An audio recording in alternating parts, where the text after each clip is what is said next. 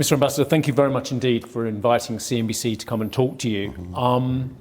The crisis in the Middle East, as we speak, shows very little sign of abating. How dangerous is this crisis in terms of spiraling out of control beyond a regional crisis and potentially into a global crisis? You're right. It will have regional consequences and very grave global consequences. As for regional consequences, it will spoil a relationship among Persian Gulf states, because there were lots of efforts also on our side to establish good neighborly relations among these states, as well as with Israel and in the Middle East. This is now ruined, I'm afraid, for a long time. It will have also global consequences, and of course the graveness depends on how long it will last and how grave and deep it will be. There are many people who throw around the term World War III and say this is where it could start, or this plus the Russo-Ukraine war is where it could start. Do you have concerns that we are on the cusp of a wider conflict that could develop into one where Russia is involved on a global basis? I don't like very much this prediction on the World War because they are too easy to spell out, but they are difficult to swallow. It is all untrue. It is everything like the current crisis in the Middle East can be turned down. Of course, shelling of Iran should stop and diplomatic relations should be resumed, since this is illegal war and without a thing that has prevailed. It has happened in the middle of negotiations, and nothing impedes now to turn back to the negotiations. But despite Russia's close links to Iran, and you've said that Russia is not neutral in terms of its relationship with Iran as well, do you not admit that Russia was an ally with a nation, Iran, that was causing regional upheaval, causing regional conflict via its proxies, whether it be Hamas, whether it be Hezbollah as well, and of course with its nuclear aspirations? Is Iran not also responsible for this crisis? We have a lot of sympathy with Iran. We have a lot of sympathy as well with the Persian Gulf states. It is no doubt at all. As for the beginning, I cannot understand the position when everybody blaming Iran and forgetting about who has originated the crisis, because crisis has started with as I have said, with Israel and U.S. aggression against Iran. And it was in the middle of talks, of course, and we have evidences provided also by the Minister of Foreign Affairs from Oman, who mediated these talks, that there were some successes and successful movement in these talks. So they may continue. And at the moment, yes, as you have noticed, my president discussed this issue with the President of the United States, and we can make a good contribution, by the way, to finish it, to wrap it up. Iran had been enriching uranium way beyond the levels necessary for civilian uses. Isn't that the root of the cause, this conflict? Iran has a position. It needs a complete cycle of enrichment of uranium, and it sticks to it. It has many times declared and stated, the leader of it has stated that they do not want to acquire nuclear weapon at all. This is not all simply policy. It's a policy, a very certain policy. It's not about nuclear weapon that they would like to have. They need a full-scale circle of enrichment. That's the goal. And this is now one of the conditions that Iran put forward in order to stop shelling, in order to come back to negotiate a solution. But there is a school of thought that said Iran did want nuclear weapons because they would see that as insulating them against US and Israeli attacks in a way that North Korea feels that it's insulated against attacks because it has a nuclear weapon. What I can do about it is just nothing. There is a school of thinking, so there are different schools of thinking in it, but we listen to what Iran authorities are saying about it. It was Foreign Minister Molotov who said that Russia, or the Soviet Union as it was, is not indifferent to the fate of Iran. 21st century Russia is not indifferent to the fate of Iran. Is Russia supporting Iran? Well, it's very good that you are referring to some of our Minister of Foreign Affairs. I appreciate it. But anyway, of course, as I have said, we have a strategic partnership with Iran. We are not allied in military terms, but we have a strategic partnership, and we had a lot of communication in different fields. As I understand, we have daily contacts right now with Iran in different fields, and we have lots of people who are traveling between Russia and Iran and so on. So many links are connecting us with Iran. Do you have any military links with Iran at the moment? I do not comment on that side. Is Russia providing intelligence to Iran for targeting US assets in the Middle East? I'm only a civilian ambassador, diplomat here, so I do not have any knowledge about military links or providing intelligence information. But so you are a representative of the Russian government as well, and the accusation is that Russia has been supplying intelligence to Iran to target US assets, US radar capabilities in the Middle East as well. What kind of accusation it is? I do not accept any accusation. United States is providing intelligence to Ukraine. Ukraine and United Kingdom is providing. Ukraine is striking civilian targets in Russia. The day before yesterday, they have killed a lot of civilians with British Storm Shadow missiles that has been provided by Britain. 7 people or 8 people has been killed, civilians in Bryansk, 40 injured, 40 civilian houses damaged, and all of this with British weapon and with provision of intelligence by United States and United Kingdom.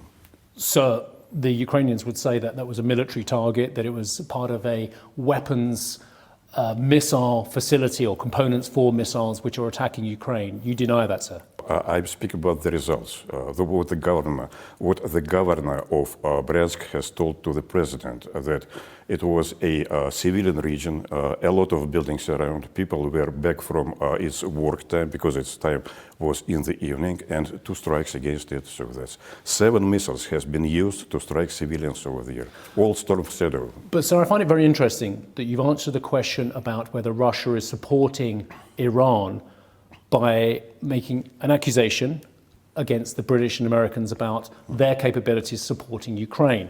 Does that mean you see equivalence to Russia supporting Iran to the UK and the US supporting Ukraine? I don't think so, no. I don't think so that as for, it is almost different, 2 different stories at all. It is the UK is a leading or pretending to lead a coalition of the willing that which the main course of it is to destroy Russia or to diminish its capacities. In every speech, even in yesterday's written statement by Prime Minister Starmer, he has said that we need to limit Russia's capacities in this conflict. Everything is targeted against Russia. UK is very belligerent in that sense and very much against Russia in all this sense. So simply with all these missiles and with all these belligerent statements supporting unilateral position, this is what bothers me. So I have never heard from United Kingdom government any word about peaceful settlement, about the necessity of diplomatic outcome of it. It is adversarial attitude all the time.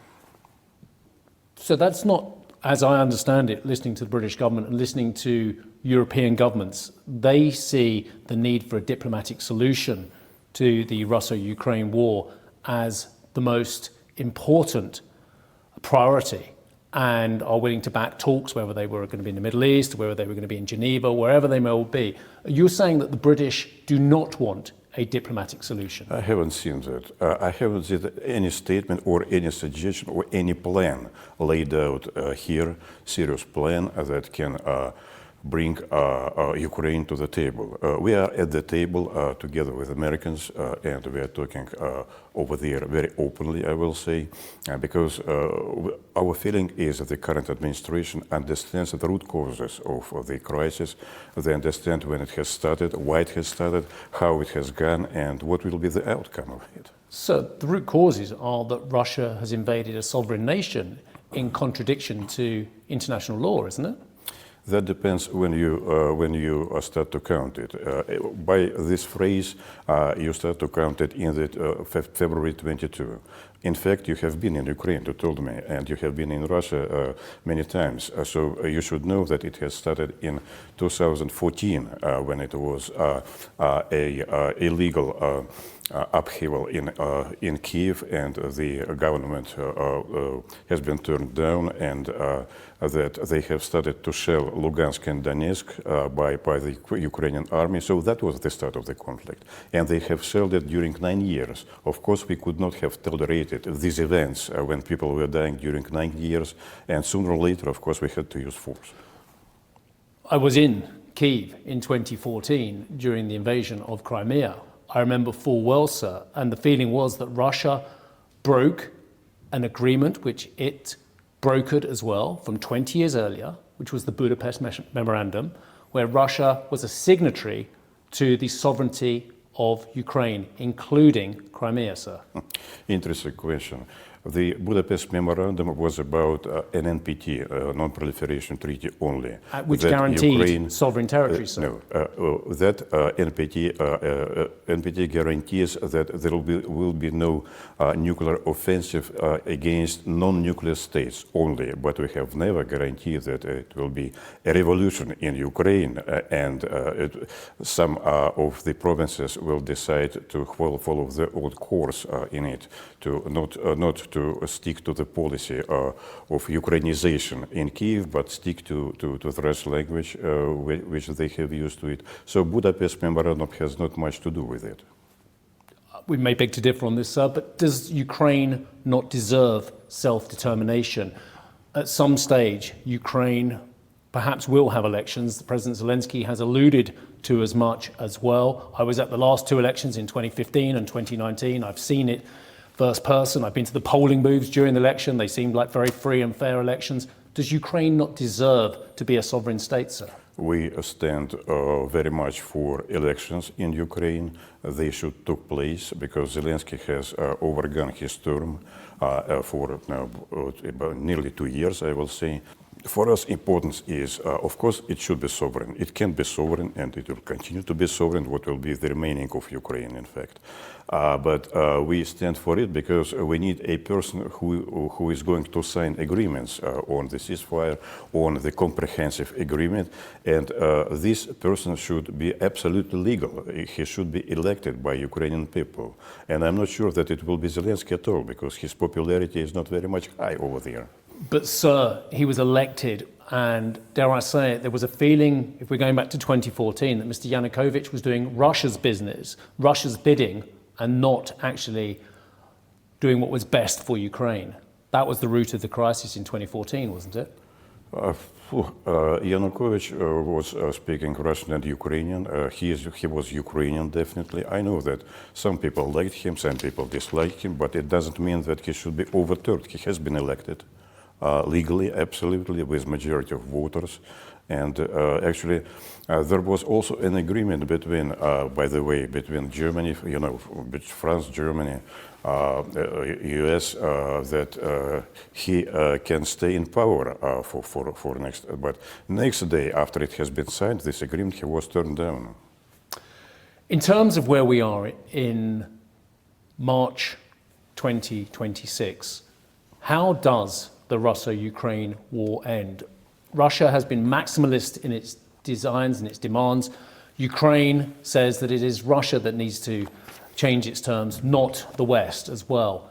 Do you see any chance of this war ending this year after 4 brutal years, which have cost both Ukraine, both the West, and of course, cost the Russian economy as well? Well, the situation in Ukraine itself is that it is steadily moved towards defeat, definitely. So Russia has made very little ground in the last few years. Yeah, during winter time, of course, there was a certain pause. At the moment, we have a spring problem with the roads because they are in bad conditions. What is on the table right now is about 10% of Donbas territory, which is not yet under our control. 10%, no more, not which much. Ukraine says it needs to defend itself against future Russian aggression? It is. I do not. I am not speaking about the final outcome and about the exit. But to my mind, and I think that I will be absolutely on the right side of history here. What we need is a comprehensive and long-term and absolute agreement. In a sense that Ukraine will not be a threat to Russia anymore, or Ukraine will not be used as a weapon against Russia, which happened during recent 10 years, I will say. So we need an agreement that will state that security in Europe is indivisible, equal for all. This will guarantee not only security to Ukraine, but also to Russia, to us, and to other European countries. So it will be no war, no even thinking about remilitarization, about new waves of war, or World War III, as you have mentioned it.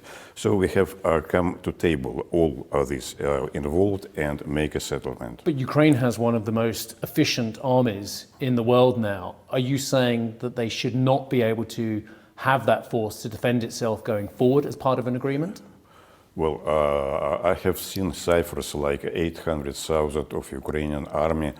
It makes me laugh really, because country which now has around 23 millions of population cannot have an army of 800,000. It has never happened in history. Of course, we will discuss certain levels of it, but it is just a reasonable sufficiency here is important, one should understand. Do you believe that there will be a diplomatic solution anytime soon? Yes, I'm sure. I cannot say. Are talks ongoing at the moment? I cannot say when it's going to happen, but diplomatic solution is badly needed. Americans are playing constructive role in these diplomatic efforts or negotiations, but since Ukraine is not prepared at the moment, and since Europe still prefer to back up Ukraine as much as possible, to supply it with weapons, with money, all that side, making no efforts to solicit or to help this diplomatic solution, this will last for some time. Can Russia afford this crisis to go on for many more years? Yes, we may. It has crippled the Russian economy, sir. I wouldn't say so. I would not say so. In the last 3 years, we have made 10% GDP grown up by 10%. Last year it was less, but 2 previous years much more. Altogether, quite a lot. Inflation, by the moment, it is around 5.6%, not high. Employment is around 2%. It's not bad, I will say. So it is much better than in the Western countries. But sir, I remember a time when I would go to SPIF, when I would look at Skolkovo, when I would look at liberalization strategies, and I speak to Mr. Kudrin or Mr. Medvedev, and Russia looked like it was turning away from isolation. It was in the G8, it was an active member of the G20. Now, the Russian economy is reliant on defense industry. It is reliant on hydrocarbons more than ever as well. Russia is struggling on a global basis, isn't it? Well, we are facing actually a very big opponent. It is not only Ukraine, it is the whole Europe that has used all resources that it has. And you really see that because of very bad development in all the countries, including this one, including the United Kingdom, so they are struggling to get 1% of, even less than 1% of GDP growth because they decided to cut off all the relations with Russia. Of course, we are facing a big opponent here. I would say enemy, no, but this is an opponent. And we have to use to it. Sanctions has done I would say, a lot of things to Russian economy. But we have, in terms of trying to suffocate Russia, it didn't happen. So we still have a strangulate, so suffocate Russia's economy. It didn't happen. We reoriented our trade. We reoriented our economic efforts to the East and to our partners. And in fact, sanctions didn't force us to change political goals and political course. We still follow it. In terms of the economic consequences of the war for Russia as well, it seems inconceivable that in this generation we can see the same kind of links again, the same kind of links with Russian gas and oil coming to Europe, to Western Europe as well. It's done irreparable medium-term harm, hasn't it, this war? Well, as ciphers that I have seen, independent ciphers, they are showing that in comparison with the beginning of the year 2022, we are getting even a comparable amount of oil for a lesser price. But since gas and oil altogether, it is higher in growth than in 22, but for a lesser price, if you understand what I'm trying to express in economic terms. So the amount that Russia is getting, that was before crisis, I will say, calculations before the current Middle East crisis, was nearly the same, so in balance. As what's going to happen after that, I mean the beginning of selling of Iran, it is unpredictable, but you have seen that there is high rise in prices.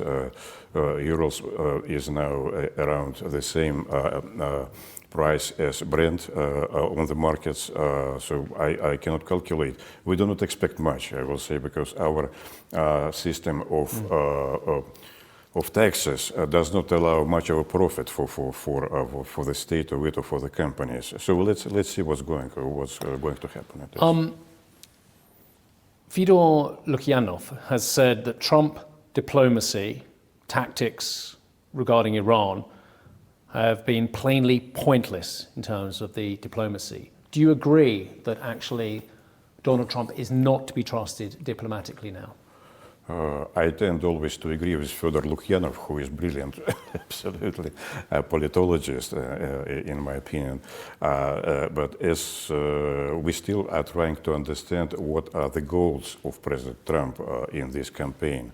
You know that lots of doubts has been expressed about the exit strategy that American administration can have in this endeavor to.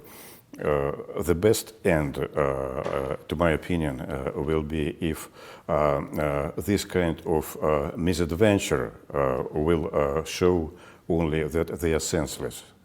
This kind of type of things that has been now applied by Israel and Americans to Iran. Iran is a big country. Anyway. So, in answer to the question again, do you think that diplomacy with Donald Trump over wider issues is pointless, given that the Iranians say he cannot be trusted? At the moment, there is no diplomacy over there. It has been rejected by Iranians. Iranians say that they would like to continue this war of attrition. So I haven't seen, just despite some statements, some different statements by U.S. officials, I haven't seen that diplomacy is in place. We have suggested our mediation efforts, our contribution. There are some considerations that President Putin has laid down to President Trump. I think that they are now under consideration on the other side, so probably that will be the good way out of it. But everywhere I look, US policy potentially damages Russia's position on a geopolitical basis, whether it's Venezuela, whether it's Iran, whether it's Syria, or potentially Cuba as well. Do you think there is a deliberate strategy from US administration to weaken Russia internationally? Yes and no and yes. Last time we have been friends in 1945, I guess, perhaps beginning of 1946. Since that time we have been on different sides of politics. So what's going on to happen? So we are trying to make bridges, US are trying to make bridges, and just we have to see how strong these ideas are if they're not going to die tomorrow. That's a difficult terrain, and it was discussing a lot. Will there be a time when Russia backs up its diplomatic concerns regarding these geopolitical issues with something more forceful? Do you think actually overtly Russia will ever militarily support any of these countries that the US is targeting, including Iran? Hardly I can imagine. We have alliance only, we have a military alliance, and this is with some countries that are our neighbors over there. We don't have other military alliances with anyone. In terms of European fears, regarding Russian aggression. When I speak to senior politicians, presidents and prime ministers throughout Europe, they are very concerned that if Russia isn't checked in Ukraine, that their country will be next, whether it be Poland or more specifically countries in the Baltics as well. Do you think that Russia has designs to reassert influence, the influence it had perhaps during the Soviet era, on areas such as the Baltics? I understand your question, but we have many times, it is just silly that they don't listen what President is saying. President is saying that we have no aspiration for this type of actions anywhere, with exception of Ukraine, where we have to resolve this issue. And we can and we would like to put these guarantees on paper, legally, in treaties. If Europe needs it, we are eager to do this, and we are prepared to do that. Russia will never attack a NATO country? Yes. What about Greenland? A lot has been said about Russian and Chinese aspirations as we are seeing climate change and making more accessible routes in the Arctic region as well. The US president has said he has to have Greenland, which has created many problems for the Danes and for the Greenland people themselves, because Russia and China have aspirations to control parts of that region. Does Russia have designs on Greenland? You even do not need to continue. It is occasionally I switched on television yesterday in my cabinet here, and I heard Minister of Foreign Affairs of Greenland who assured those who were speaking to her that he has never noticed any attempt either by Russia or China to make an influence on Greenland or seen sending ships or investment or anything at all. Nothing at all. It is saying by a person who lives over there and who is a governor, part of the government over there. So why do you Most convincing. Why do you think the US president has information or has been told that Russia has designs on Greenland? Look, United States president is speaking a lot of things every day on every subject. Is the president of America, despite his professed relationship with President Putin, does that make him an unreliable leader of the world's most powerful economy? I will never say that. I do not talk in terms of he but you said he says a lot of things. You can believe him, you cannot believe him, can believe him, not believe him. It is not terms that, real diplomatic word or political word is talking about. It's emotional. Either you believe him, not believe him. He is now the president of the most powerful country. We stand for decentralization of power in the world. That is clear. So we don't believe that hegemonistic way of doing policy is good. And this is what President Putin was saying all the time. That's one of the mistakes in the world. So we need to have a multilateral agreements, multilateral centers in the world. So all this type of thing. Do you think the president thinks that it's a US hegemony?